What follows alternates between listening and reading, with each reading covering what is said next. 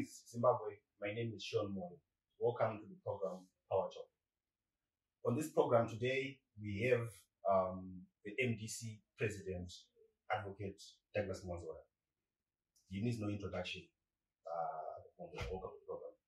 Oh, thank you very much. Perfect. We'll get straight into it. Your political career at this stage does not need any introduction, so we'll jump straight into the questions. So the first question for me, Mr. Mwonzora, is recently you went to nomination and you were duly nominated to represent the party. If I may know, under what name precisely is your party? The MDC Alliance or is the MDC? The MDC Alliance ended with the proclamation of the new elections. This was an alliance which was supposed to last after the 2018 elections. It was a non-committal political agreement for purposes of fighting 2018 elections. And with the proclamation of the new elections, the party needed to get in, each party needed to get into any alliance if it wanted to. We had a number of discussions with other political parties, DUZ, Robert Chapman, Mrs. Valerio, and others. But we did not find it lucrative for the MDC to enter into an alliance this time. We are going in as the MDC team, and we are fielding quite a number of candidates. Unfortunately, we have suffered a setback as a result of vindictive action on the part of ZEC. The Zimbabwe Election Commission has refused to accept payment for 74 of our candidates. This is because on the date of the nomination, we wanted to pay for our candidates, but we wanted to use a central paying system where we pay for our candidates at the ZEC head office. When we got there, we were told that they were going to accept cash or swipe, but they would not accept bank transfer. We paid for some candidates in cash, which was a limited number, of course. Then we wanted to do the swipe. We were told that there was no swipe at the head office of the Zimbabwe Election Commission and that the machine had gone elsewhere. We waited for it, and then I asked whether we could do a bank transfer because we could actually do a bank transfer. They said they were not going to accept a bank transfer because it would not reflect on the same day because of the banking system. The following day, we approached the Chief Elections Officer of the Zimbabwe Election Commission to say that we wanted to make payment. He flatly denied and said we are not going to be allowed to make payment. We were surprised at 3:30 yesterday when ZEC issued a circular that those who have been unable to make payment because of the banking system can come and make payment. We went to try to make payment. I think they thought we could not make payment. And then that's when we were told that the circular did not apply to the MDC. We have taken the matter to court, to the electoral court now, regrettably, compelling ZEC, asking ZEC to be compelled to accept the payment by our agents. So this is the problem that we are having. We are starting this election on a very unfair note on the part of the Zimbabwe Election Commission. And we are tempted to think that the reason why we are being prejudiced is because we took the ZEC to court over delimitation. We believe that this is vindictiveness, and we believe that the MDC is not going to be fairly treated in this election. But we are ready for the election. Right, perfect. So in total, how many MP candidates are you fielding? I am not so sure now, but I think the figure will come to something like 131. But it still remains to be seen what we will have to decide, especially on Sunday, given the very unfair treatment that we are going through. We are being discriminated against. Yesterday, other political parties who had experienced difficulty in payment for their candidates were allowed to make payment, except the MDC. And that is very unfair. So you are saying ZEC targeted the MDC particularly, but treated the other opposition, the CCC, rather better than your side? Treated other political parties better than us. We were treated in a discriminatory way. There was a circular by ZEC issued yesterday that those political parties that had experienced the payment challenges were supposed to come and make payment by 4:30. We then rushed to make the payment, and we were told that the circular does not apply to the MDC. Categorically? Yes, categorically, in no uncertain terms. We were even answered in writing, and there's a letter now that came from the Zimbabwe Election Commission to say that our candidates are not going to be allowed. They stand disqualified because they were unable to effect payment on that day. But it must be remembered that we went and offered payment. The machine that swipes was conveniently taken away from the head office because they have knowledge that their machine was not there, or they told that it was not there. And if that is not a problem of the banking system, whatever could be. Further, our candidates were advised that they had qualified in the vetting somewhere around some around 6 p.m., some 8 p.m., 9 p.m., and the worst case, they were advised at 10 p.m. That's when we knew that they had qualified and we needed to make payment in respect of those people. Now, if you then advise us at 10 p.m. and then reject payment on the basis that the banks are closed, it's not the fault of the MDC, it is the fault of the administrative incapabilities of the Zimbabwe Election Commission. But in terms of preparedness, Mr. Mwonzora, did you not foresee some of these things happening, given the track record of how we have related in the past? Well, we did not foresee that we would be discriminated against. We did not foresee that. We also did not foresee that we could go to Zimbabwe Election Commission, offer payment, and we are told that a machine that is supposed to accept payment is not there. And then in the next day, to rectify that, we are not allowed to pay. We did not foresee that. But I saw a circular, I'm not too sure if it's verified from your SG, Dr. Shakana, which advised candidates or potential MP candidates to drop their papers and then disperse. And it also seems to insinuate that the party did not have the capacity to pay. In other words, you didn't have sufficient money. No, that's not what the circular says. The circular says that the MPs must deposit their nomination papers for vetting, and payment will then be processed. Payment was being processed from head office, and it will be made upon knowledge of who had qualified. So you can have, for example, 20 MPs applicants, and 15 qualified. Then you pay for the 15. That advice we will get it from our agents who were in the centers. There was no need for the MP candidate to remain there. So certainly it's not an issue of the party not having money to finance the nomination fees. That's not the issue. The party offered money. The party right now is holding the money for those candidates, and we are able to pay. And we actually put it in writing to the Zimbabwe Election Commission that we want to pay. Right, because my next question was going to be the MDC last year in January, must be January, yes, received $149 million, that is RTGS, equivalent to about $1.3 million there last year. And then it would have been surprising that the same part that got this windfall could not afford a few thousand, say, for well, first of all, the figure is wrong. Definitely, we did not receive $1 million. in relation to the RTGS you received, 149 million RTGS. At that point, would have been equivalent to 1.3 million. No.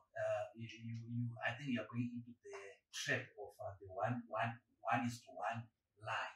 When the government said that the Zimbabwe dollar is equal to the United States dollar, that objective was not correct, and therefore it is the effect of exaggerating the US component. It wasn't that amount. But coming to that, we have not said that we are unable to pay for our budgets. We are able for our candidates. We are able to pay for our candidates. We are being precluded from paying for our candidates because we receive government grant, because we wanted to assist our candidates. We can only do it centrally. And that is why we went to the headquarters of the Zimbabwe Election Commission to effect payment from there. So the Secretary General was there, the Treasury people were there with their computers waiting to do payment as soon as they got the names of the people who had qualified. And we've done that in the past. So in relation to this topic of money, there have been complaints by members of your party that you haven't managed party finances well, especially in relation to some of these monies like the political parties finance money. They seem to suggest that you've been embezzling or abusing that money. Well, let me tell you that I do not need party money. I've been a lawyer for 33 years. I'm a farmer. I do business different, of course. I don't make a living out of the political parties. Yes, I am a senator and I'm leader of the opposition, and I get paid. And these suggestions that man was being embezzled by the president, it is something that has come from my political opponents, especially as we approach Congress. And I have said that those people who think that was the case, they can go to the police, they can go and report. One tried to do that, and he was asked to prove his case, was unable to do that. But the MDC has got a system. It is a constitution. It is finance and administration regulations. And if you read those, you will discover that the president does not handle finance in the MDC. That was the case under Morgan Chandrai, under Chamisa, under Kupe, under myself. The president doesn't handle finance. Finance is handled by what is called the Finance and Administration Committee. It's a whole committee headed by the Secretary General. And it is within it, the Treasurer General, the Deputy Treasurer General, elections is there, organizing is there. It is a committee of people. But this thing, there is also a myth that the political parties fund is a lot of money. The MDC employs 131 officers, and it has to pay them. So if you look at the wage bill, if you look at the operations, if you want to do political activity, you pay for that. You will discover that it's not enough. Actually, for this election, our budget was $98 million US. And we tried to fundraise for that. Of course, we couldn't get much when we tried to fundraise, but that was the budget to successfully run an election. So this money that comes from the political parties fund is very little, if I may say, and it's not enough even to sustain the way we here. You mentioned a few minutes ago the names of Mwonzora Chamisa and Dr. Kupe. These are the two former leaders of the MDC before you, and of course, including the education. Right. Dr. Kupe and Advocate Chamisa are no longer in the MDC, and recently,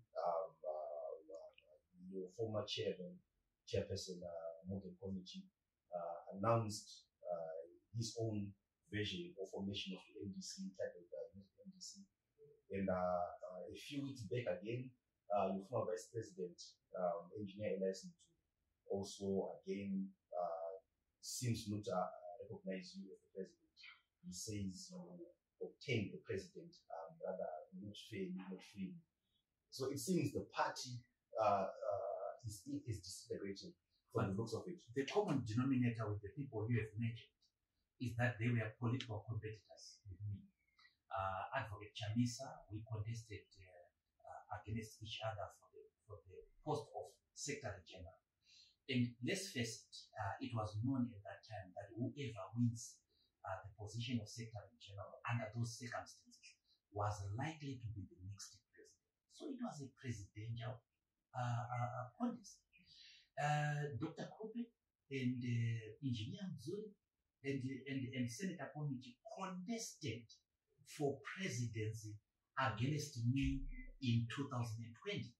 And I beat them in a free and fair race. They say it wasn't free and fair.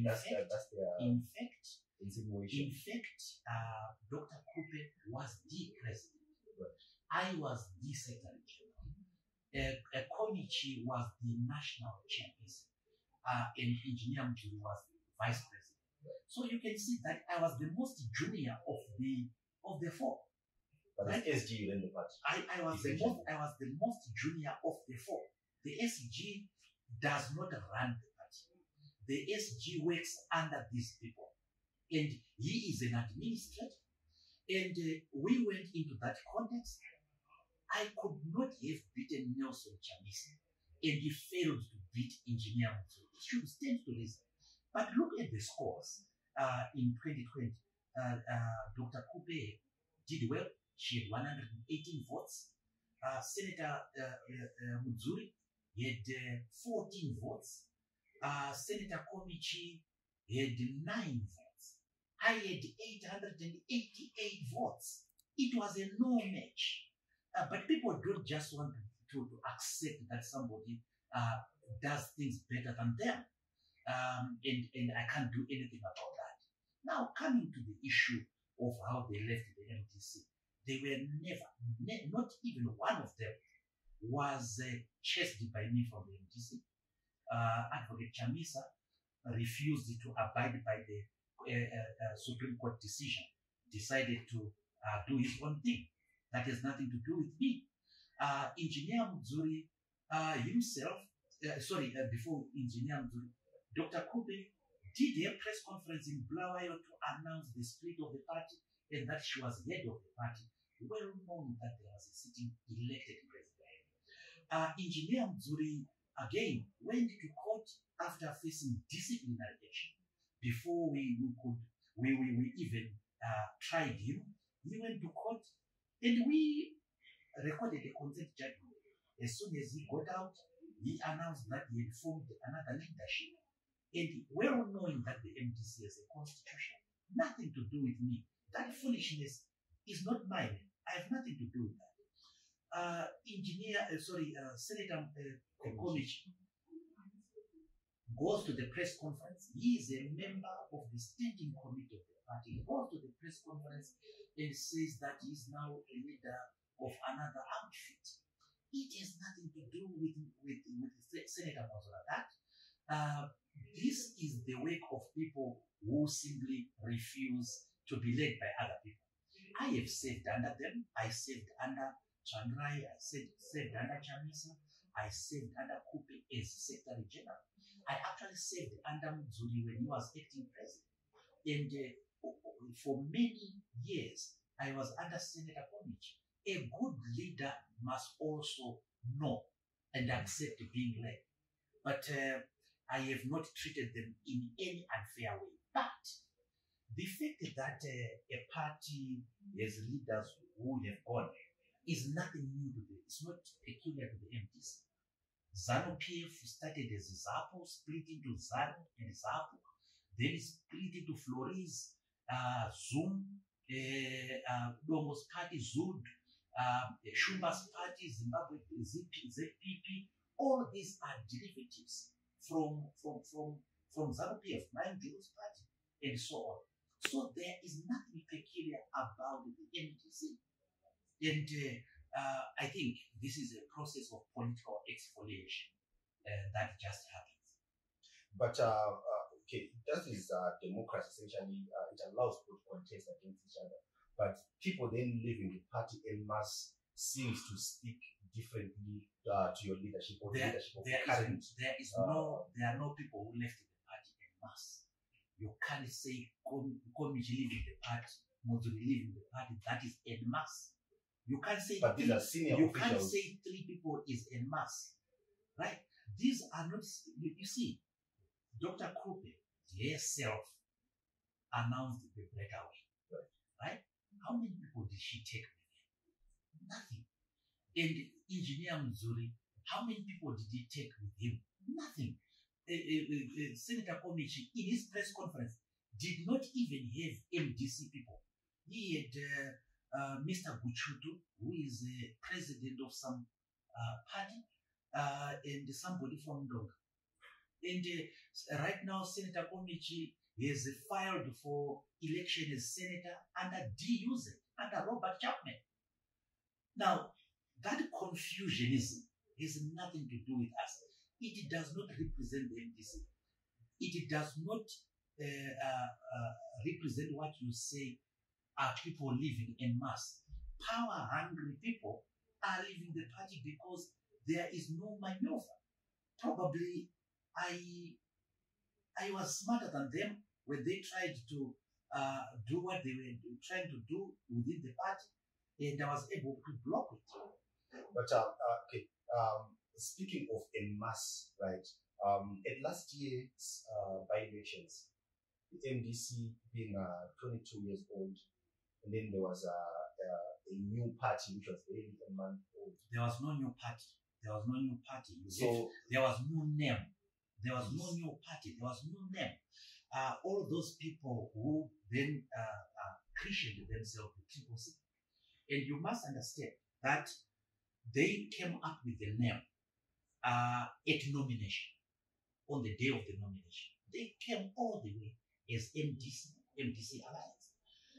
And when the name was taken on nomination day, they selected another name. So it's not a new political party. They went on to, I would say, beat you thoroughly at those elections. So if they did not take people en masse, how come then the party under your leadership performed so dismally?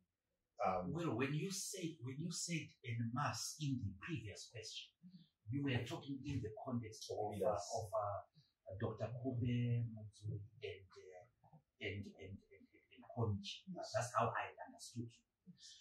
But when you come to the issue of Chamisa and obviously there were a lot of people. Yes, that is true. There were a lot of people who went with him from the party. But the party has rebuilt itself. It is, and you can see by the attendances at the MDC meetings and rallies. Right now, the attendances are excellent, better than what they were in 2022. But let me tell you, my friend, that Mandela says a saint is a sinner who keeps on trying. All these people you see who have succeeded have at one point in time failed. All these professors you see did not pass every exercise, did not pass every exam. They have at one point in time failed. All these millionaires you see, they have at one point in time faltered. What is important is to learn from the failure. Yes, last year we did not do well in the by-election, and we went back to the drawing board, and we are doing much better as the MDC.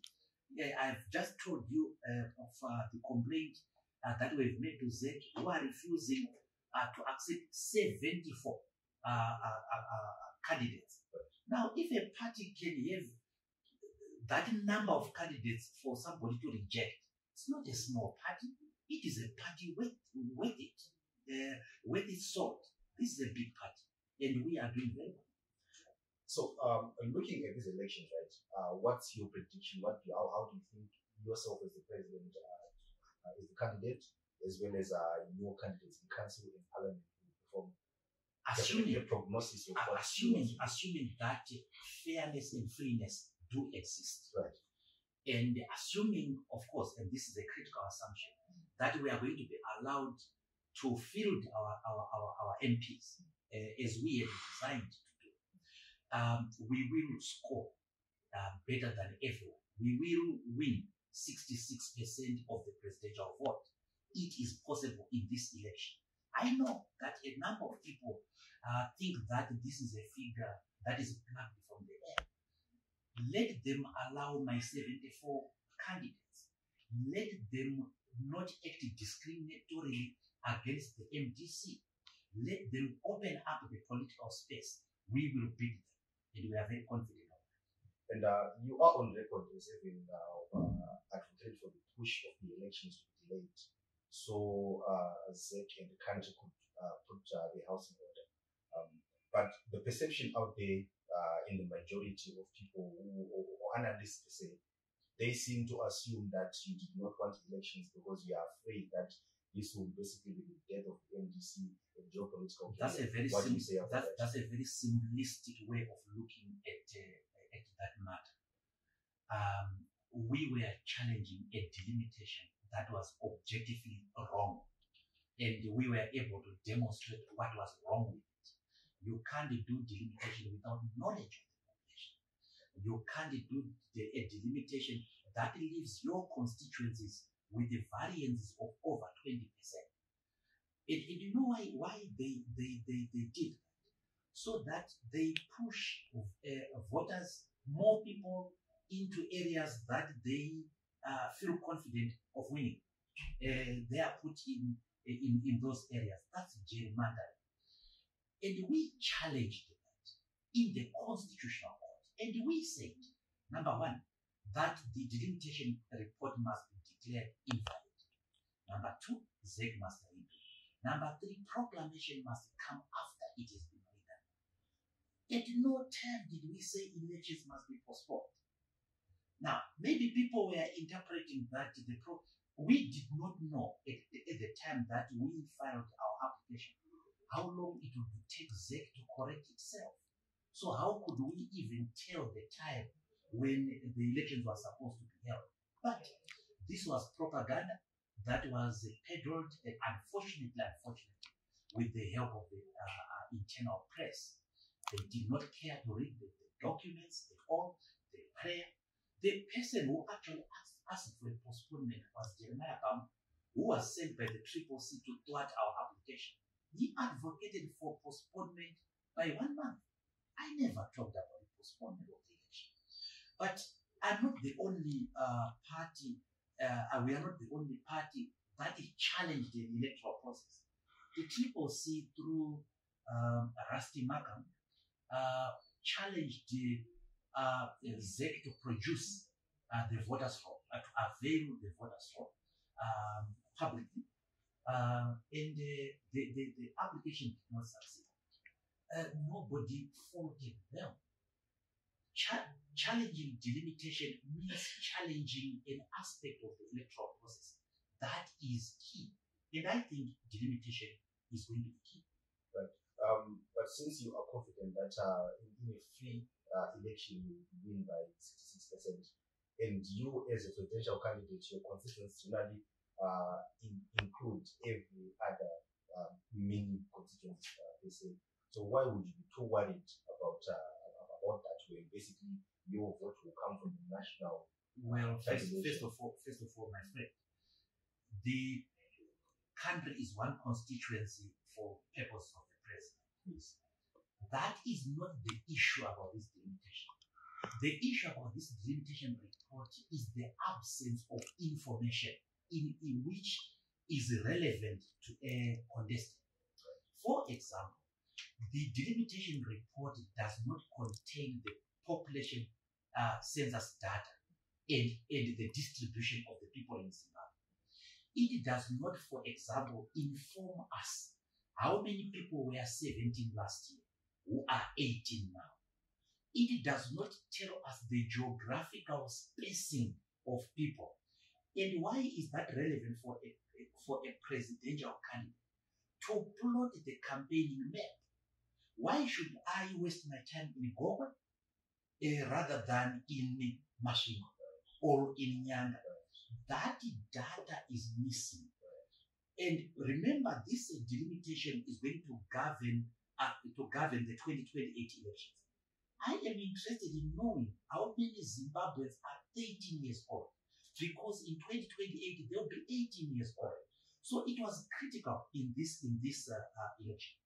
But yes, I am a presidential candidate. But remember, I want to be president. I want to form a cabinet. I want to form a government. And I can only form a cabinet from members of parliament. So what happens to members of parliament is my concern. This is what the Supreme Court failed to understand, or deliberately, obviously, failed to understand. Further, in this party, we were talking about allocation of resources to your MPs. Now, without knowledge of how many people were in each constituency, the danger of allocating to MPs will be to equalize the unequal. One MP is 100,000 in this constituency, the other one is 50,000 in this constituency, and you give them the same resources. That's unfair. A good delimitation report would have informed me how many people were in each constituency. And it was wrong for ZEC and even for the Constitutional Court to think that what is important in an election are registered voters. No. What registered voters, yes, they are important, but there are other subgroups that are important. Why do politicians pick up small children and kiss them during campaigns? That child is not going to vote. But the behavior of showing empathy on that child affects the mind of the voter. There is a president who is sympathetic to young people and so on, who loves children. Why do politicians sponsor football galas? You know, where maybe 15-year-olds are playing. It is because you are supplying entertainment to the voter. So the entire population is important. And this is what the Supreme Court, the Constitutional Court, and ZEC, and this government, they failed to understand. And of course, this is what the press in Zimbabwe failed to understand when we are talking about challenging this delimitation report. Right. And speaking of the government, you seem to have a rather cordial relationship with the current president, as well as perhaps members of his party. And that has been a bone of contention even before the split of the MDC into various other formations and parties.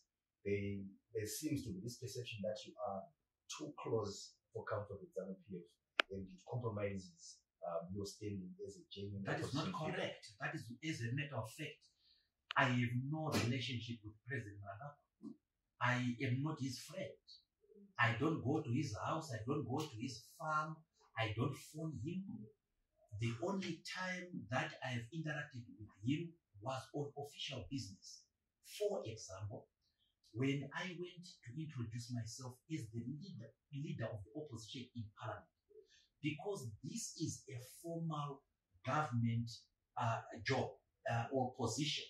It's a diplomatic position, and you must have access to the head of state if you are leader of the opposition. So I visited him at the State House. That's not French. That's work. The second time that I interacted with President Mnangagwa was when we were fighting COVID. And I felt that it was important for us to put political differences aside and deal with this international and national menace. COVID did not care whether you were Zanu Pf, MDC, or CCC. So we had to fight together. And I was the first person, one of the first people to be vaccinated publicly. Of course, the truth is that I had received medical advice from my daughter, from my wife, who told me that it was the correct thing to do to be vaccinated. And I went to be vaccinated, followed by General Chiwenga, the vice president. And the president, after that, said we should launch a vaccination campaign in the Victoria Coast, invited all political parties. I thought at that time, because of the danger that was there for the people of Zimbabwe, it was necessary to work together to fight the disease. That's not collusion with Zanu Pf. But there are some politicians, my friend, who have business dealings with Zanu Pf, who have received financial benefits from Zanu Pf. Never myself. Within the opposition. Yes. Some of them are top leaders of the opposition. They have worked not with Zanu Pf. They had business dealings with Zanu Pf. And they are there. And they are the first people who always cast these aspersions. I have said they must prove their claims. Okay? Fact that I have gone on business to the State House to introduce myself and to put demands, because I said I put demands to President Mnangagwa, 19 demands about reforms in Zimbabwe. And I had to do that face to face with him. That's not being a friend of him. But you probably are right that some people may think that if you don't do certain things against the ruling party, then you are friendly to it. For example, if you are not rude to them, if you are not insulting to them, if you are not unpleasant to them, then you must be their friend. I'm born naturally polite. I was brought up by a grandmother who was churchgoer, a grandfather who insisted on a public decorum. And that's why I find it difficult to exchange harsh words with anyone in public or even in private. My friends know that. Nelson Chamisa knows that I'm one of the people who are very difficult to anger or to get their emotions out. So I'm always measured in my response to people, and I don't think that should be counted as a weakness. So speaking about this perception that is widely held, again, opinion is unfair surrogate in courts. Since you say you are not the friend of President Mnangagwa, and you have no relationship with Zanu Pf outside of the formal government engagements. So does this speak perhaps to the limitations of the information department in not countering this perception or something else? Because obviously if you don't fight it, then it seems to be that it may be confirmation that it could be one. Well, it could be that the information may not have been as effective, but one must also see the machinery that was against us. It was the former G40 working together with the Tripos. And the G40 had a very strong information system that was established under President Robert Mugabe, more superior to ourselves and so on. But look, I think facts speak for themselves. You know, in law, the Latin term, res ipsa loquitur, the facts speak for themselves. I'm accused of being a Zanu Pf surrogate. I challenged Zanu Pf in court over the constitutionality of the political parties fund in 1997. I was aged 27. I challenged it and I beat it. I challenged this year. I challenged this government over the delimitation report. I took Zanu Pf president to court. I took the Zanu Pf minister to court. Other political parties actually tried to help them in the constitutional court. It was me who was fighting Zanu Pf. Right now, the person who is being discriminated against by the Zimbabwe Election Commission is the MDC. It is myself. I am being denied the opportunity to pay for my candidates, 74 of them, when others were allowed yesterday, we are the ones who are being victimized. So if we are friends of Zanu Pf, why is our friend victimizing us? Now, if I was a friend of Zanu Pf, why did they not allow me, let me win in the Constitutional Court? Why did they not allow me let me to be allowed to register my candidates? As I say, facts speak for themselves. And the truth is going to come out. There are people who are having deals with Zanu Pf and who are clandestinely interacting with it. My interactions with the Zanu Pf officials have been very open at Parliament or at a government function, or when visiting, when you are at a public event like Independence, bearing of a hero, and so on. There are some heroes who were personally related to me. Edgar Tekere, I worked with him. I was at one time his press secretary.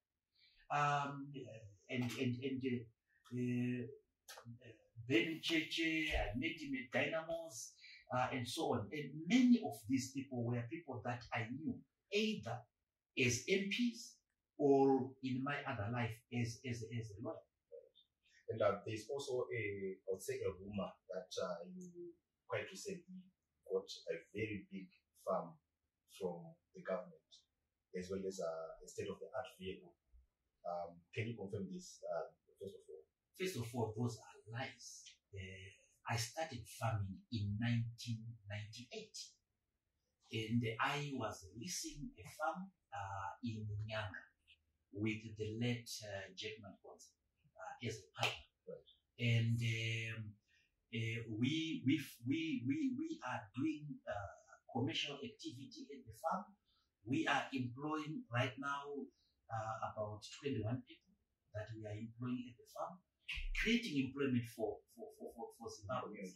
Yes, and I have just invested with my family, my wife and my children. We have invested in a dairy at that farm. We are going to have a very, very big dairy there, and we will be able to supply milk in Zimbabwe. Remember, Zimbabwe is 5 million liters of milk short a month. And we are, as Zimbabwe, trying to do commercial activity. That farm, we then discovered that the people who were listening to us did not possess it. They were listening to us to land which was not theirs. And we discovered that it was state land that had been designated. And we applied for it. So it's not land that was given to me by Mnangagwa. No, it is not his. This land you see does not belong to Zanu Pf. By the way, sir, you may not know this. I am from the Tambwena family, the royal family. We are the chiefs of the area. We are the royal family of the area. Why should I not have land in the area of my forefathers? And by the way, the farm that I'm occupying was actually the headquarters of the chieftains. So it is more value, sentimental value, traditional value to us. So it was no gift from the government or Zanu Pf? Absolutely no gift from government. I would never have accepted that. But by the way, there are people who are ministers in the inclusive government. All of them were given land. Tedai BT has land in Nyanga. Advocate Martinenga has land near Brosberry in Nyanga. Kupe has land. Maimakoni has land, and so on. And me, being Douglas Mwonzora, who has been farming since 1998 at the same farm, suddenly get title over that farm, or at least a permit. That's what I have. But let's come to the issue of the vehicle. Every MP who gets into this parliament gets a government vehicle. Not only Mr. Mwonzora. And then every MP of a certain rank gets vehicles, particular vehicles. For example, if you are leader of the opposition in the National Assembly, your level, your benefit is at the rank of deputy minister. So you will ordinarily have the usual vehicles that other parliamentarians have, and an additional one. Right. If you are leader of the opposition, your rank is that of Minister of State. Therefore, you will have an extra vehicle apart from the vehicles that other parliamentarians use. The logic is that you have a bigger area to cover. For example, I supervise the projects of all the MPs in the opposition. Imagine if I had one government vehicle, how unfair that would be. So these are perks that go with the office. Nothing that I was given out of the benevolence of Zanu Pf. I did not even ask for it. These were things that come with the office. Just like it has happened in the past. Gibson Sibanda, who was the leader of the opposition, he had the same. Thokozani Kupe, who was the leader of the opposition, he had the same. And now myself, I have the same. And there is such a big outcome. So this is manufactured paternalism. People wanted to treat me as a person without any brain at all, who is driven by the nose by Elias Mudzuri. I can't be driven by somebody who is not cleverer than me. You know? So you're cleverer than me? Of course I am. Of course I am, and I can prove it. You see, I'm more competent. That's what I'm saying. That is why I'm opposing him. That's why I want the job to take it away from him, because I believe I will do a better job than him. Let me change topic a bit. I want to more issue compared to the amount of money that passes in Zimbabwe. The problem is that this money goes into the hands of a few families in this country. These families monopolize all the gold, diamonds, mineral wealth of this country. They also monopolize all the tender opportunities in this country. So the problem in Zimbabwe is not a lack of money, it is the distribution of money. That is why the MDC has asked the people to, its technical staff, to prepare a special report for us on how Malaysia, Indonesia, and Singapore dealt with corruption. Because the number one problem in this country is corruption. And unfortunately, this is corruption that is done at very high levels in government. And this is why Zimbabweans don't have what they should have. As the MDC, we have a program that we are going to move with in the election. We offer free education up to Form 4. We offer free health care. We offer free maternity, because we believe giving birth is national duty. We also offer interest-free loans for the youth and the women who want to start business. Because of the economic difficulties, Zimbabweans have been converted into entrepreneurs. So we want these young people to be given interest-free loans to be able to start businesses. And we will be offering incubation services, business management services to these people at a minimal charge. We also offer subsidization of agricultural inputs. We want to make sure that the bag of fertilizer is $10 and below, so that our people can afford. Subsidies are not a new issue, a new thing. Even the United States of America subsidizes its farmers. Zimbabwe does not subsidize their farmers. They punish their farmers. And we are going to get rid of that. We are also offering a recalibration of the pensions.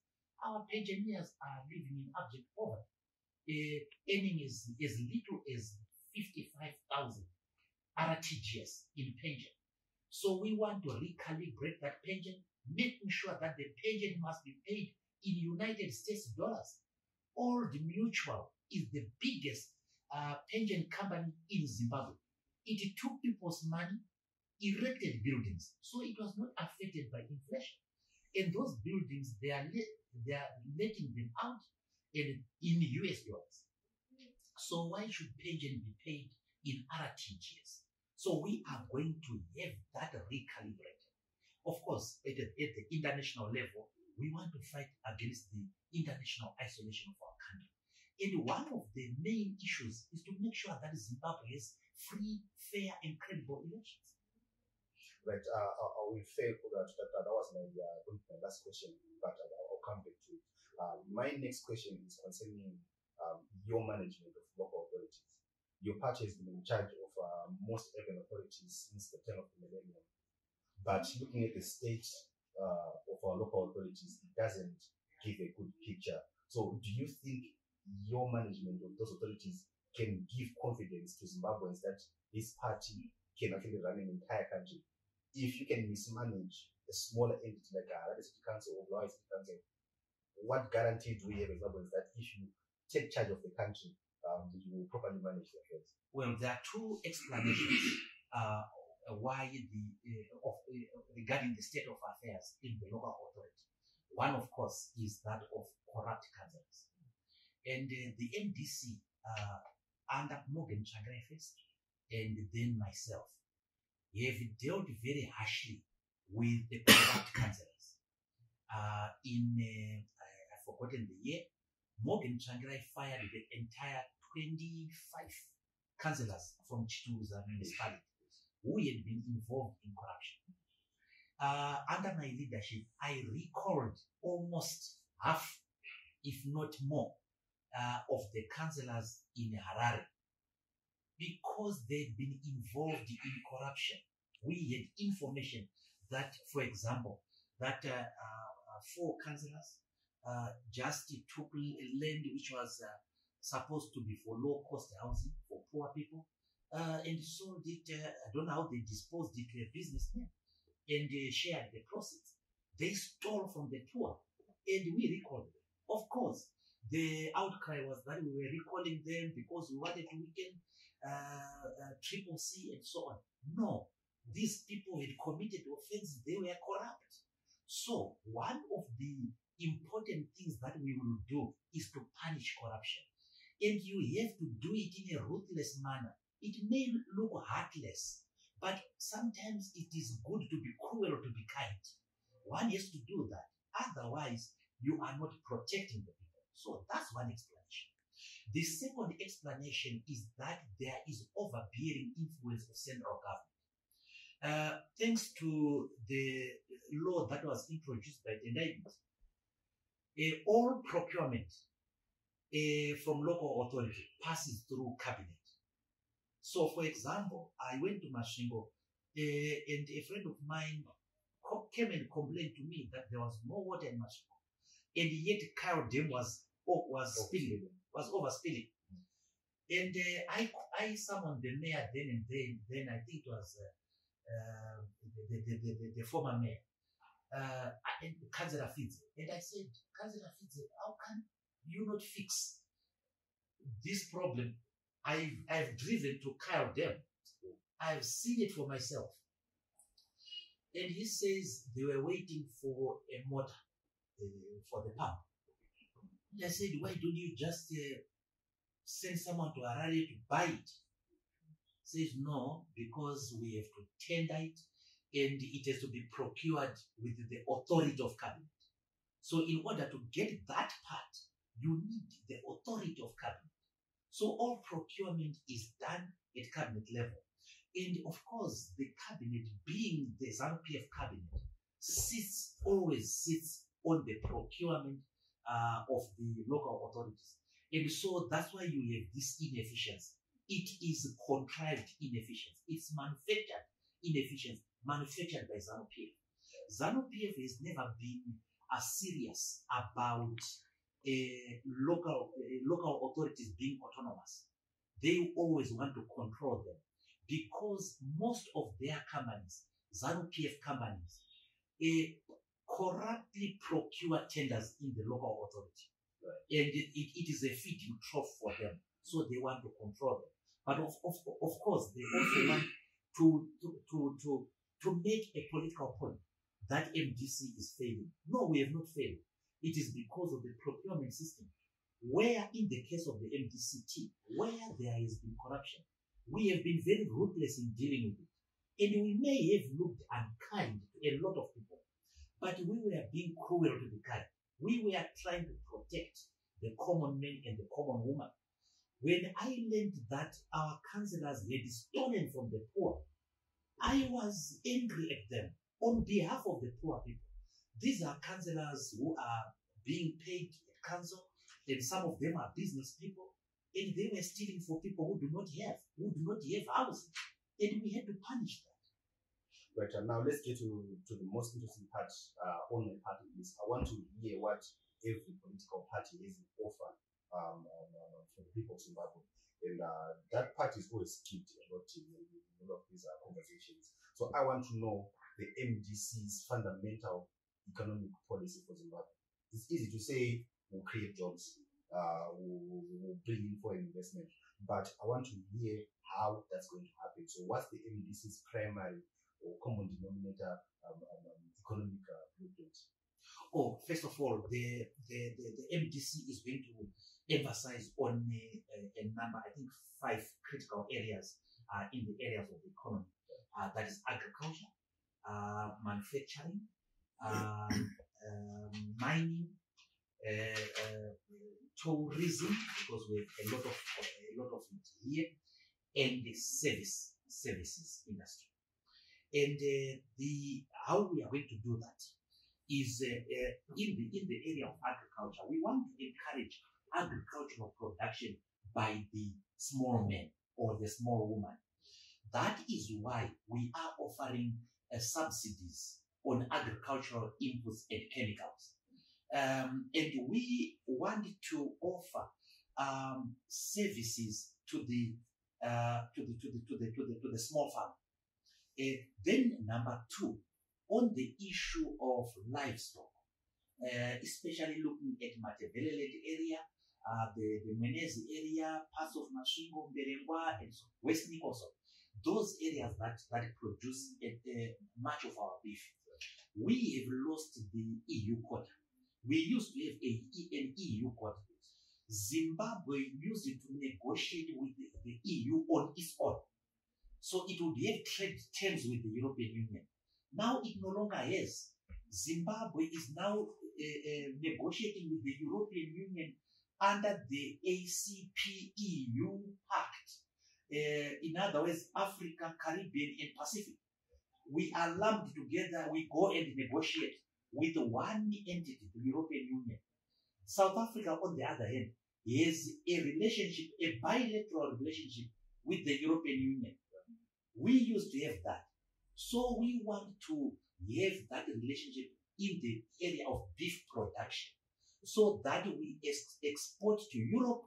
With the Brexit, we export to Britain. And how we are going to increase production of beef under the agriculture plan is that we are going to offer loans to young men, young women who want to venture into this enterprise. And we are going to give them loans in form of waivers. Give them 10 waivers. You give them 5 years to pay. And when they pay back 10 waivers. So we hope that will help them. And for the people of Matebeleland, we are going to encourage that people in other regions must, besides producing food that goes to Matebeleland in the form of grains, we must be able to produce fodder for the cattle. I have experienced it with a friend of mine, and you know him, Deputy President of MDC Chief, where we took grass from my farm and sent it to his area in Kai. We experimented and we saw that it actually works. So we want to encourage beef production, especially in Matebeleland and the other areas. interest-free loans for young people, and so on. Then in the area of manufacturing, we want to encourage manufacturing in Zimbabwe. We want to encourage value addition in Zimbabwe. So we are going to offer interest-free loans for people who want to go into manufacturing, at the small people, of course. And already there are people in manufacturing in Zimbabwe, in the informal sector. We want to formalize the informal sector, register them, offer them loans, give them tax certificates and so on. Because every country that is developed, including the United States, develops on the basis principally of the small business. So we want to encourage that small business. We want to depoliticize the access to government loans. We have to establish the infrastructure banks so that and the commercial banks so that our people have access to credit. And we have to lessen the red tape.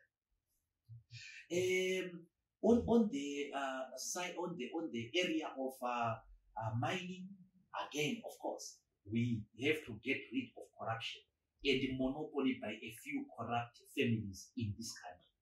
And therefore, we want to encourage again the small-scale mine by offering the services that I've talked about for the small farmer, for the small manufacturer, and the small-scale miner. And we want to make sure that they are not unnecessarily fleeced of their money, that the marketing is systematic, the marketing is transparent, and the marketing is protective of the small producer.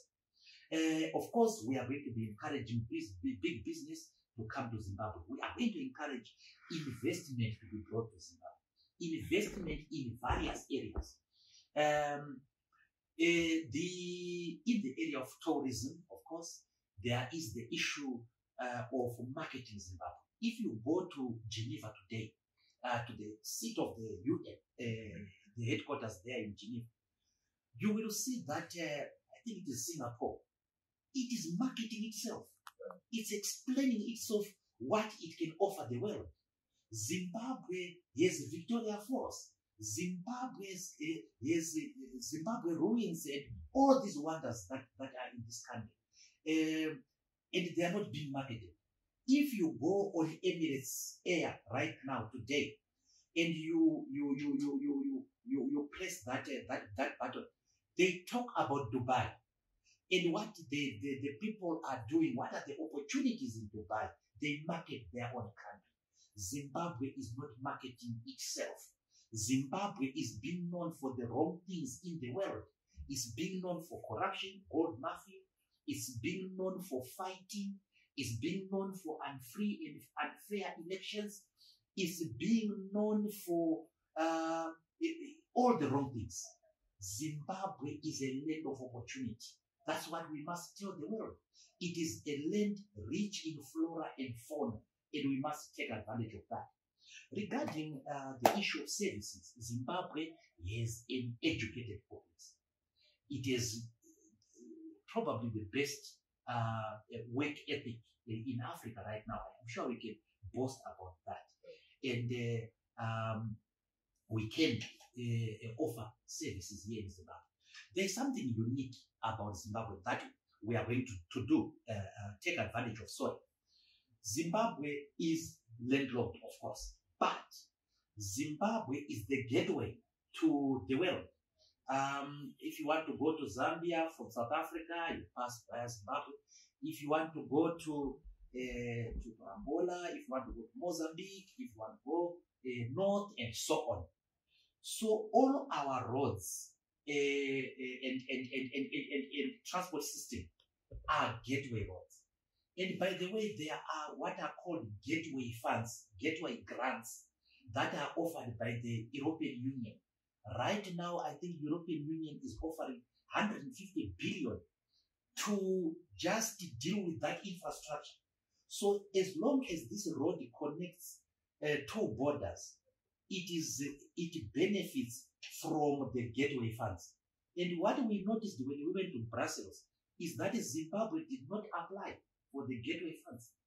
And I asked the ambassador why Zimbabwe could not apply for these gateway funds. These are almost free funds, free grants being offered by the European Union. Other countries have applied. Zimbabwe is not applied because the leadership is incompetent. So with the good infrastructure, road infrastructure, good communication, this economy will rise in no time. But it's going to rise on agriculture, manufacturing, mining, the services, tourism. But we already have an educated population, and that is not a big issue to us. Investment. Zimbabwe is not getting investment because it is isolated. It is under sanctions of ZDERA. And ZDERA sanctions say that Zimbabwe, among other conditionalities, must have free and fair elections. That's why the MDC always goes to court to make sure that there are free and fair elections, so that Zimbabwe is removed from international isolation. Because of sanctions, Zimbabwe does not have access to international credit. It also does not have access to international markets. So you don't have credit, you don't have markets. That is going to be disaster for your business community. So we are going to get rid of that. We are going to make sure that Zimbabwe joins the Commonwealth. And there are a lot of benefits in joining the Commonwealth. Number one, there are development grants within the Commonwealth. Number two, traveling is easier if you are a member of the Commonwealth. And number three, there are sporting facilities, sporting opportunities for our athletes, because sport is no longer just a luxury, it is also a way of making a living. And we want to encourage our youngsters to do that. So we want to join the Commonwealth, let alone to say that there are scholarships. But having talked about the economy and so on, we are going to take Zimbabwe through a social democratic path. And we are going to make sure that there are a lot of welfare issues within our plan. So we offer free education up to Form 4. And educational support in terms of loans and grants for tertiary students, higher level students.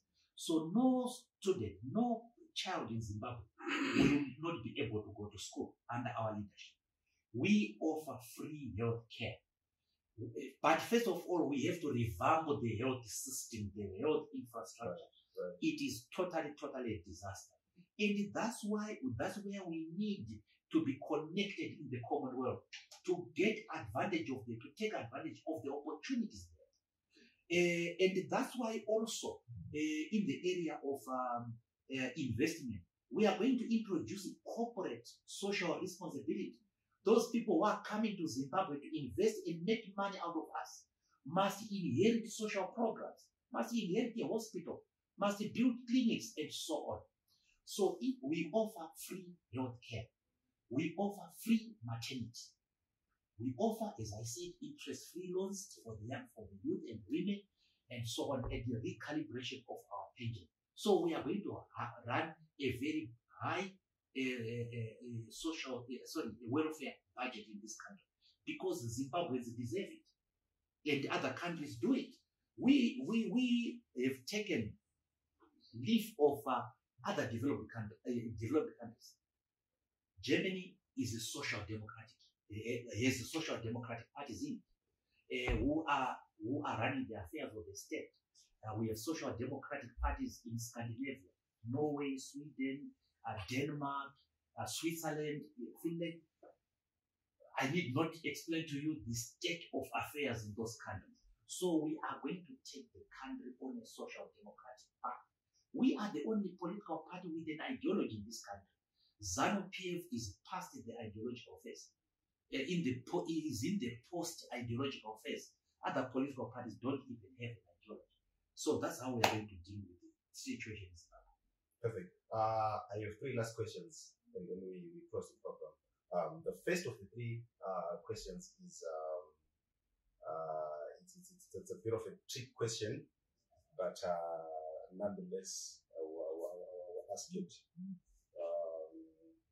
First off, your comment on the gold mafia scandal that happened a few weeks ago, and I'm not too sure I had the MDC's take on that. why is it tricky? Why is the issue of the well, you may not answer that, but I'm assuming that you think that it is something that is very difficult for me to comment. Yes, that's no, it is not. But let me correct you that the MDC actually issued a statement about gold mafia, and that the perpetrator, the people who are fingered in the document, have to explain. They have to be called to explain themselves. Regrettably, as a lawyer, the standard of proof that is required to secure a conviction, a criminal conviction, does not exist in the gold mafia document. That is unfortunate. What the gold mafia document does show us is that there is a probable case of corruption in Zimbabwe involving gold, involving very, very few families. And that has to be probed. And if the president of this country was going to be fair to this country, he was going to do what Mwonzora did in 1979, I think, when there was a bomb which was exploded at James Chikerema's house in Highfield. Mwonzora said, in the interest of transparency, we are not going to ask the Zimbabwe Rhodesian police to investigate. We are going to invite the Scotland Yard, who have no ties with anyone. So this is a typical case where an international commission of inquiry should have been put in place by the president, unless, of course, there are people that he knows who are mentioned in that documentary. So that documentary shows us the sorry state of affairs of our country, how our mineral wealth is being plundered by a few international criminals, and how we may need to deal with the issue of gold production. We may need to make very painful decisions regarding the gold industry. Should we retain privatization of gold industry, or should we nationalize it? Are questions that we must seriously look into. So it is bad that people who are rich already try to steal from the people of Zimbabwe. Zimbabweans are wallowing in poverty and misery, and yet some few families are benefiting, and we want to get rid of them. Right. Second question: this current government came to power on the backdrop of what basically can be termed a coup. It can be called a soft coup or some other type of coup, but in all essence, it looks like a coup. I'm not too sure how you would describe it first. And secondly, so if it came on the back of a coup, well, how I describe it first is, if it quacks like a duck, swims like a duck, lays eggs like a duck, flies like a duck, then it is a duck. It was a coup. There's no question about it. Right. What does a coup mean? It means taking over governmental power, removing the head of state by force. The president was confined at that time to his blue roof house. He was not allowed to move. Government ministers were under arrest. Shots were fired. People were arrested.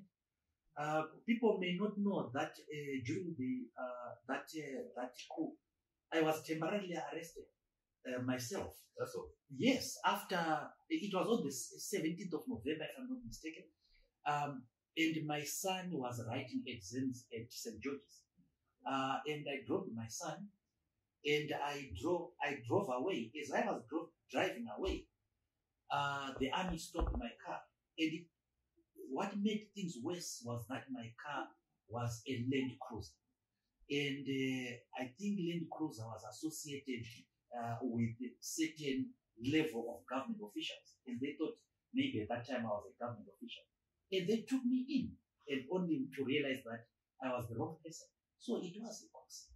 Right. And so if this government came through on the back of a coup, in the event of your victory in the elections, do you think they would hand over power like that when they came through on the back of a coup? honestly. This is why, Sean, as the MDC, we have been asking for electoral reforms. We have also been asking for political reforms, demanding political reforms. And these political reforms are only procured via that. The offender must be involved. You cannot negotiate without them. They have to be involved, unfortunately. And unfortunately, we were not successful in our call for dialogue. But we hope that at the end of this election, we must call for dialogue. We must call for national dialogue. We must have national dialogue. What must unite us across the political divide, across the regions, across the tribes, is our Zimbabweanness, the fact of us being people of Zimbabwe, all of us. That should be the one that should unite us. We hope that the men and women in uniform in the armed forces are going to be responsible as the Zambians defense forces during the last stages of their electoral process. They were very, very professional. They put aside the issues of their own political choices and looked at national security. National security is very, very important. In Zimbabwe, we must respect the person who has won the elections. And that is why the election has to be free and fair. And that is why Z has to make sure that all political actors are allowed to pay for the nomination fees of their candidates. Right. Second last question. There are several candidates on the plate, on the ballot for the presidency. Yourself, Nelson Chamisa, Emerson Mnangagwa, the president, and now Sylvia Kasukwere and several others. Who do you consider as your biggest competitors or biggest threats? No one of them, because they don't offer what we offer. They don't offer free education. They don't offer free health. They don't offer free maternity. They don't offer interest-free loans for youngsters. They don't offer subsidization of agricultural inputs. They don't offer anything for the poor. Most of the candidates who are there, if you look at the ideology of their parties, they are far right. They look at big business. They look at people with money. Those with money get opportunities.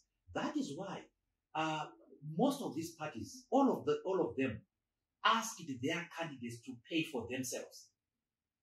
And the popular candidates who were poor were unable to pay for themselves and were substituted. We said no, the poor people deserve a chance. And we said we are going to pay for everyone, whether you are poor or not. All we want is your ability to lead. So we want a party that is pro-people. And the MDC is the only party that is like that. And the MDC is from a labor background. And as you may know, I was myself a trade union lawyer. I was the lawyer for the MDC of the ZCT. Dr. Tapua Mashakada was the economist. Paulina Mpariwa sat in the General Council. We have a lot of trade unionists here. So we do understand the suffering of the people. You see, Zimbabwe is a constitutional democracy. For the first time, Zimbabwe must be put in the hands of somebody who knows something about the constitution. And none of my competitors have knowledge about constitution and constitutionalism. I don't mean that they did not read about it. I mean they don't know how to practice it.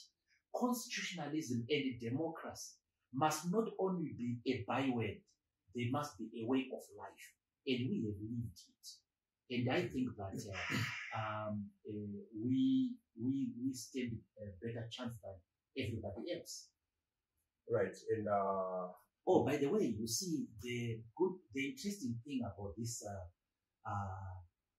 election is that you have two former MDC and two former Zanu Pf. Right. So the issue of split is not confined to the MDC alone. I hope my sister Linda made it. It is always good to see women who have courage and who stand up and try to be counted. I admire that characteristic. Right. I will refer briefly to your candidates. The MDC conduct primary elections. Not too sure personally I'm aware of that process they are even going through. In some areas, yes. In some areas, no. The selection process was governed in terms of a candidate selection document. You make your application. The application comes to the election directorate, which ticks the boxes to see whether you qualify. A, the age, whether you meet the qualifications as per electoral act first, and then the internal qualifications. Have you been a member of the party for 5 years? If that is settled, you pass to be a candidate. And then if there are more than one candidates in the same area, we encourage a consensus, talking to each other. And the two candidates must agree. And we were very lucky that in most cases they did agree. And most of the rivals have offered themselves to be the election agents of the successful candidate. In a few areas we did primary elections. I think we did primary election for Harare West and Chitungwiza, Kwadzana, and so on. We did conduct primary elections. And why you did not see fanfare in the primary elections? MDC primary elections are confined to MDC structures. So they are not in every body affair. Zanu Pf invites everyone to vote. That is why some parties were claiming that they voted in the Zanu Pf primaries. And I saw somewhere yesterday where Zanu Pf was claiming to have voted in the CCC primaries. Now that cross-pollination we don't have and we don't encourage. If it is a ward councillor, it is the ward assembly that votes in the primary election. If it is an MP, it is the district assembly, which is like a constituent assembly. They did vote. Yes. And finally, your words to Zimbabwe is related to elections. The people of Zimbabwe, this is a critical time. This is the time at which we must determine the destiny of this country. The fate of this country, your fate, must be put into the hands of a responsible government, a responsive government, a pro-poor government.